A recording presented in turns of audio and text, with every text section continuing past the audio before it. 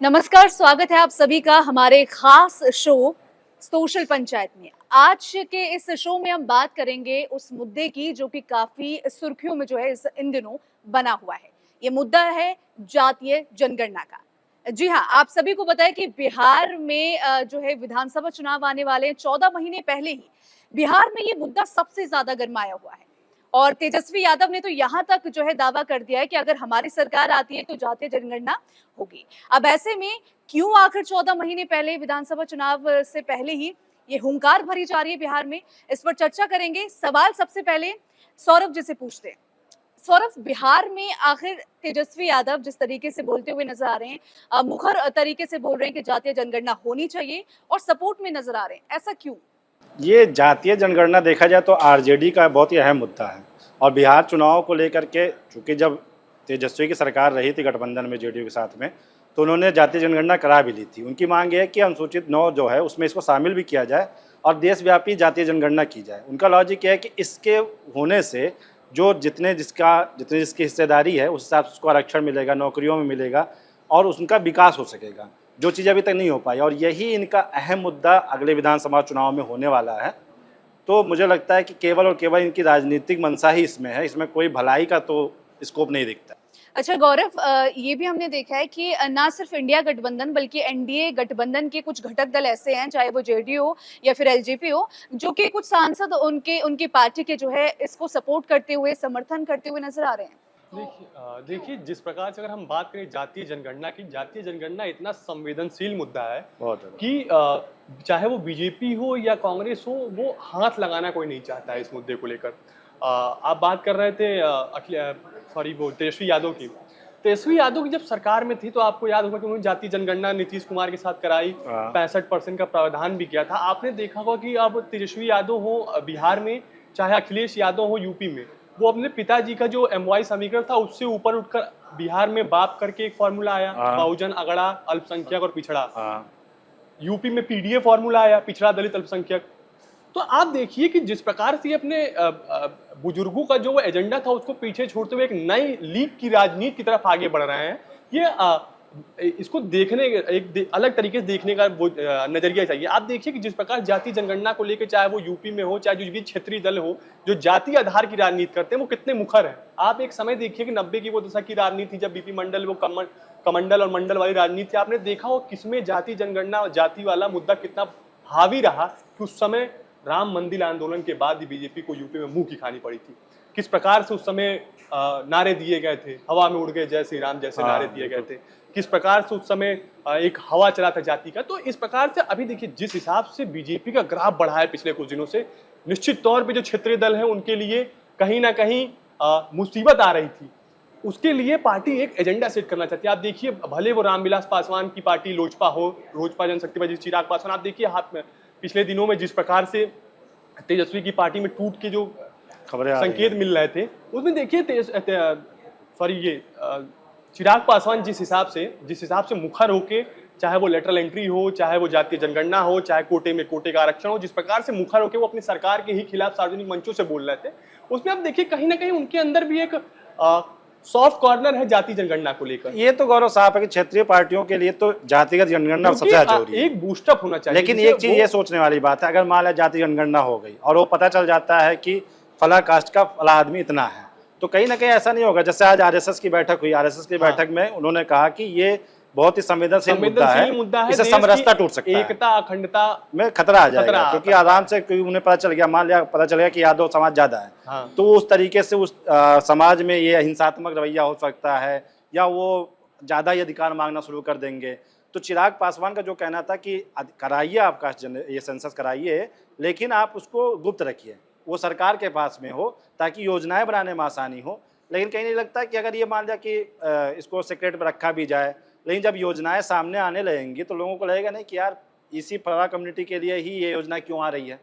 तो ये जाति जनगणना, मुझे लगता है कि इसको लेकर के वाकई में ये बात है कि देश में अखंडता एकता पे बहुत ज़्यादा सवाल हो जाएगा, क्षेत्रीयता बहुत ज़्यादा हावी हो जाएगी इसकी वजह से। लेकिन जिस तरीके से आप देखिए कि चीज़ें निकल कर सामने आ रही हैं, चाहे वो नीतीश कुमार की पार्टी हो जो केंद्रीय मीटिंगों के फोरम में जिस प्रकार से मुखर होकर जाति जनगणना बात कर रही है, चिराग पासवान हो, क्षेत्रीय देखिए जिस हिसाब अब जो क्षेत्रीय पार्टियां हैं उनके पास वो एजेंडा नहीं बचा। आप देखिए 90 के दशक में एजेंडा आया तो लालू यादव, मुलायम सिंह यादव, शरद यादव ये सारे जैसे लोग जो नेता थे वो उसको भुनाते भुनाते 2010-12 तक ले आए। लंबा टाइम चला। हाँ, लंबे टाइम। तो एक तरह से जो क्षेत्रीय पार्टियां वो फिर बूस्टअप चाहती हैं कि जाति जनगणना का एक ग्राफ। आप जो कह रहे थे कि तेजस्वी यादव कहते हैं कि सरकार अपने जो आंकड़े अपने पास रखे, आपको याद होगा कि जब मोरारजी देसाई की सरकार ने जाति जनगणना कराई थी, आंकड़े उनके पास ही थे। कांग्रेस की सरकार आई, उसने जाति जनगणना कोई आंकड़े पेश नहीं किए।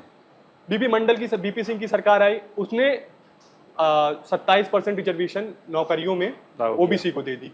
उसके बाद फिर 2005 में मानव संसाधन मंत्री थे अर्जुन सिंह, अगर मैं सही याद कर पा रहा हूं, तो उन्होंने शिक्षा में आरक्षण को लागू किया था। तो इस प्रकार से देखिए जिस प्रकार से एक समय दर समय ये देखिए राजनीतिक दल इसे राजनीति का मुद्दा बना लिए। तो कहीं ना कहीं ऐसा नहीं लग रहा कि इलेक्शन अब जो राजनीति है, अब आप प्रशांत किशोर को देख लीजिए। हाँ। अब ये भी अब एक नई तरह की राजनीति, उन्होंने कह दिया ना मैं हिंदू को टिकट दूंगा, ना मैं मुसलमान को टिकट दूंगा, मैं दलितों को दूंगा, पिछड़ों को दूंगा, अति दलितों को दूंगा, महादलितों को दूंगा। तो अब ये कहीं ना कहीं राजनीति एक नए से आ रहा है। पीके को देख करके ही लगता है कि अब सारी पार्टी इसको लेकर के बुलाना चाहती हैं कि नहीं, ऐसा ना हो कि हिंदू मुसलमान से ऊपर उठ करके अब हमें और डीप जाना होगा और क्षेत्रीय पार्टियों। आप देखिए जिस प्रकार से पिछले दिनों मुसलमानों के साथ पीके की मीटिंग हुई, बिहार की राजनीति में इस समय जो करवट बदल रहा है ना, जो सेंसेशन बना हुआ है इस समय बिहार की राजनीति का, आप देखिए किस प्रकार से मोमेंटम शिफ्ट होता दिख रहा है। आप देखिए कि क्या लालू यादव इतने मजबूत नेता हैं बिहार के। एक तरह से देखा जाए तो उनको कहा जाता है कि जो दलितों की स्थिति थी, वो दलितों पिछड़ों की जो स्थिति थी बिहार में, उसको सुधारने में लालू यादव का बहुत महत्वपूर्ण योगदान है। लेकिन पिछले दिनों जिस प्रकार से उनके प्रदेश अध्यक्ष जगदानंद सिंह को, या फिर यूं कहे कि लालू यादव को एक प्रेस रिलीज कर कहना पड़ा कि पीके जो है वो बीजेपी की बी टीम है और इनका नाम प्रशांत कुमार नहीं, प्रशांत कुमार पांडे है। जिस प्रकार से उनके जाति को लेकर प्रेस रिलीज की गई और अपने कार्यकर्ताओं को सचेत किया गया कि आपको इनसे नहीं जुड़ना है, ये भ्रम फैला रहे हैं, तो कहीं ना कहीं तो पीके बड़ी मुसीबत दिख रही है। पीके से बड़ा मुसीबत से बिहार की राजनीति में कोई नहीं है। अगर आप देखिए नीतीश कुमार के तेजस्वी यादव के पास कोई मुद्दा ही नहीं बच रहा है जाति जनगणना को लेकर। जाति जनगणना बिहार में हो गई है, 65% की प्रावधान की वो मांग कर रहे हैं। वो चाह रहे हैं कि जो 65% आरक्षण की उन्होंने सिफारिश की थी वो 9वीं अनुसूची में संविधान डाली जाए। जिस हिसाब से मुखर होकर तेजस्वी यादव इस समय आंदोलनरत है, चाहे उनकी पार्टी जो जिले स्तर की कमेटी तक जिस प्रकार से मुखर होकर आंदोलन कर रही है या धरना दे रही है, उस प्रकार से अगर आप देखें तो कहीं ना कहीं ये पार्टियां बैकफुट पे नजर आ रही है। और ये पीके फैक्टर जो है इसकी वजह से ये चीजें दिख रही हैं। एकदम इस समय हाइक पे चल रहा है। अच्छा, ये चुनाव तो चल रहा है, लेकिन चुनाव से पहले ये मुद्दा उठाया जा रहा है विपक्ष द्वारा, इंडिया गठबंधन के द्वारा, उनके घटक दलों के द्वारा, लेकिन कितना मतलब प्लस पॉइंट इनको होगा, कितना लाभ मिलेगा? ये तो देखिए बेल बात है कि इंडिया में जितने घटक दल हैं वो सारे एक मत तो है नहीं, पहली बात तो इस चीज़ को लेकर के। और ये शायद इंडिया घटक दल छोड़िए, एनडीए में भी सभी लोग एक मत पे नहीं है जाति जनगणना पे। कोई इस पे बोलना नहीं चाहता है। रोजगार पे सब कोई बोल रहे हैं, लेकिन जाति जनगणना की मांग जब बात आती है तो हर कोई इस पे गोलमोल सी बातें कर देता है। कोई कहता है इसको करवा लीजिए लेकिन हाइड रखिए, कोई कहता है जरूरी भी है। और ये अगर आपको याद हो तो कोविड के पहले केंद्र सरकार जाति जनगणना कराने के पक्ष में थी, लेकिन पिछड़ों की नहीं, सिर्फ दलितों की, बस दलितों के आंकड़े को। लेकिन फिर कोविड पैंडेमिक आ गया, चीजें उस प्रकार से नहीं हुई, फिर वो ठंडे बस्ते में चला गया। जिस प्रकार से अभी देखने का आ रहा है, राहुल गांधी जिस प्रकार से प्रयागराज गए थे जो भी संविधान सम्मेलन में, जिस प्रकार से उन्होंने संविधान की प्रतिलिपि ऐसे उठा के कही कि संविधान मेरे लिए राजनीति का मुद्दा नहीं है, मेरे लिए मिशन है। तो आप देखिए राहुल गांधी इस पूरे मुद्दे को किस प्रकार से राजनीतिकरण करना चाहते हैं। एक अलग कॉन्फिडेंस दिख रहा था उनकी उस बातों में। और सभागार में बैठे जितने लोग थे उन्होंने ऐसे संविधान की प्रतिलिपि उठा के उनका समर्थन भी किया। तो राहुल गांधी को कहीं ना कहीं कॉन्फिडेंस मिल रहा है। और जिस हिसाब से राहुल गांधी लोकसभा चुनाव के दौर से ही मुखर होकर जिस प्रकार से जाति जनगणना की बात कर रहे हैं, कहीं ना कहीं उनको फायदा होता मिल रहा है। आप देख लीजिए, आपको वो प्रसंग याद होगा जब राहुल गांधी ने नरेंद्र मोदी के टाइटल पे लेकर विवादित बयान दिया था, जिसपे उनको उनकी सांसदी भी खतरे में आ गई थी। उसके बाद देखिए किस प्रकार से राहुल गांधी ने जाति जनगणना का चोला पहना। अब बीजेपी भी बैकफुट पे आ रही है, क्योंकि बीजेपी अगर हिंदुत्व की राजनीति करती है तो उसमें एक बड़ा वोट बैंक जो है वो पिछड़ी जातियों से आता है।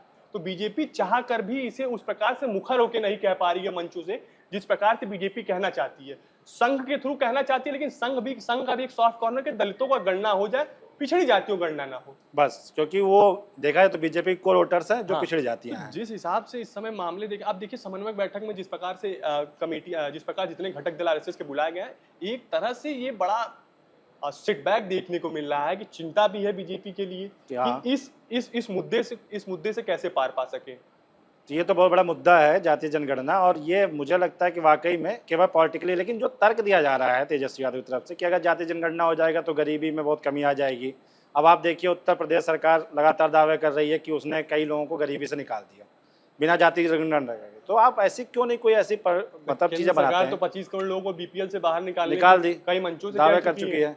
तो मुझे नहीं लगता कि इस तरीके से अभी अगर जिस तरीके से प्लानिंग बनती है वो हर जाति के लिए बन रही है, लेकिन ये जाति जनगणना होने के बाद में कहीं ऐसा ना हो जाए कि फिर वही वाली सीन हो जाए कि आरक्षण में आरक्षण, जिसका लोग विरोध कर रहे हैं आज समय में। तो ऐसा नहीं होगा कि अब दलितों में पता चला कि अच्छा ठीक है कि मोचियों की संख्या ज़्यादा है तो इनको ज़्यादा दिया जाए और दूसरे जो नाविक हैं, निषाद हैं, उनको कम दिया जाए। तो ये आखिर जब जनगणना कराएंगे तो जनगणना कराएंगे तो आपकी वही तो आपका तो मेन मुद्दा है, जिसकी जितनी भागीदारी उसकी उतनी हिस्सेदारी। हाँ, आपका मेन मोटिव तो यही है, जिसकी जितनी संख्या भारी उसकी उतनी हिस्सेदारी। तो आप अगर इस फॉर्मूला के साथ चलेंगे तो आप देखिए पिछड़े ज्यादा है। आप अगर रोस्टर 13 का भी फॉर्मूला अगर उठा के देख ले तो आप तो उसमें देख ले कि सबसे ज्यादा अगर किसी के लिए रिजर्व है सीटें तो ओबीसी के लिए है। तो अगर जनगणना होता है तो ओबीसी फिर एक समाज के अगर हम नजरिए से बात करें तो ओबीसी पूरी तरीके से ऐसा हो जाएगा, 27% जो आरक्षण फार्मूला अभी चल रहा है वो पूरा टूट जाएगा, 27 टूट जाएगा, वो आंकड़ा 50% तक पहुंच जाएगा, बहुत ज्यादा। हाँ। फिर जो कंपटीशन जो छात्र आएंगे आने वाले दिनों में उनके लिए फाइट करना बहुत मुश्किल हो जाएगा। ऐसा नहीं होगा कि इसमें फिर वो जो सवर्ण है उनके लिए बहुत ज्यादा मुश्किल हो जाएगा, और मुश्किल हो जाएगा वाला है स्वर्णों के लिए। दलित भी परेशान होंगे, ऐसा नहीं देखते, क्योंकि एक तरह अभी देखिए रिजर्वेशन का जो हमारे वहाँ प्रावधान 70 सालों से प्रावधान है, लेकिन अभी भी उनकी जो स्थिति आप देखिए कि जो क्रीमी लेयर है SC ST में वो अपना आरक्षण छोड़ना नहीं चाहते हैं। हाँ। उनको अभी भी आरक्षण चाहिए। जो दबे कुचले हैं दलित में वो पा नहीं पा रहे हैं। आप मुझे लगता है कि गौरव देखिए एक चीज देखिए कि अगर कोई किसी का दुश्मन है ना तो उनकी जाति के वो लोग दुश्मन हैं जो खुद का विकास कर चुके हैं और अपनी जाति के जो अभी अविकसित लोग हैं उनका विकास नहीं करने देना चाहते हैं। मुझे लगता है कि इस जाति जनगणना से ज्यादा अच्छी डिमांड ये होती कि अगर ये मानते कि वन टाइम रिजर्वेशन पॉलिसी रखते हैं कि जिसको एक बार रिजर्वेशन का फायदा मिल चुका है उसको फिर बाद में ना मिले। जो सरकार तो यही कर रही थी ना, जो क्रीमी लेयर फॉर्मूला था वो तो इसी में था ना कि जो जिसको एक बार जैसे ग्रेड 1 ग्रेड ए की जिसकी नौकरियां हैं, चाहे वो ग्रेड ए की नौकरियां हैं, वो चाहे राजनीति में हो चाहे या फिर सरकार या राज्य सरकार की अधीनस्थ किसी कोई नौकरी कर रहा हो, तो उसमें ऐसे प्रावधान ना हो कि अब वो क्रीमी लेयर में आए और अपना आरक्षण छोड़े और अपने जो समाज के लोग हैं उनको आगे बढ़ाएं। लेकिन कोई आगे बढ़ने को कोई आगे आके देखो तो क्या गौरव ये केवल यही जरूरी है क्या? गरीबी से निकालने के लिए हमें किसी का जाति पता होना जरूरी है? ये सबसे बड़ा मुद्दा ये है क्या? देखिए हमारे वहाँ दो चीज बड़ा अपने आप में कोलैब करती हैं, जातिगत आरक्षण या आर्थिक तौर पे आरक्षण। हाँ बिल्कुल। आरक्षण का नजरिया क्या होना चाहिए, आरक्षण देना किस पे चाहिए? सबसे बड़ी बात ये है, आप जातिगत तौर पे आरक्षण देंगे तो जातिगत तौर पे तो आरक्षण पिछले 70 सालों से चल रहा है। हाँ। आज देश को आजाद हुआ 78 साल हो गए। हाँ, बात है। अगर हम जातिगत आरक्षण की बात करें तो 78 सालों से चल रहा है। आर्थिक तौर पे अगर आरक्षण देके एक बार देखें, क्या पता देश की स्थिति सुधर जाए, और वही जरूरी भी है, समाज की स्थिति सुधर जाए। उसके लिए आपको जाति जाने की जरूरत ही नहीं पड़ेगी। हाँ? आप जनगणना कराएंगे, आर्थिक सर्वेक्षण होगा, उसमें पता चल जाएगा कौन गरीब है। ऐसा नहीं है कि सरकार के पास कोई डेटा नहीं है, सबके पास सरकार के पास डेटा है। जितने चुनाव होते हैं BLO टहल के यही काम सारे करते हैं, तो उनके पास ग्राउंड लेवल पे देखिए, चाहे वो प्रधानी का इलेक्शन होता है या कहीं होता है, तो धीरे धीरे सारे डाटा तो इकट्ठा ही होते हैं। लेकिन आप जाति के हिसाब से किसी का विकास करेंगे कि नहीं भैया अब वो दलित है चाहे करोड़पति हो तो आप उसको आरक्षण दे देंगे, ये तो कोई बात नहीं हुआ। आरक्षण आपको देना ही आर्थिक चाहिए और ये मुद्दा ही सबसे बड़ा होना चाहिए। लेकिन ये चीजें लोग समझने को तैयार नहीं है। लोगों को आर्थिक तौर पर आरक्षण नहीं चाहिए, जातिगत तौर पर आरक्षण चाहिए। और कहीं ना कहीं सरकार या यूं कहे कि विपक्ष इसे बार बार भुनाने पे लाया, क्योंकि विपक्ष की नजर है उस मोटे वोट बैंक पे जिसमें वो सेधमारी कर सके, वो अपनी दाल गला सके, वो अपने तरीके से भुना सके इस मुद्दे को।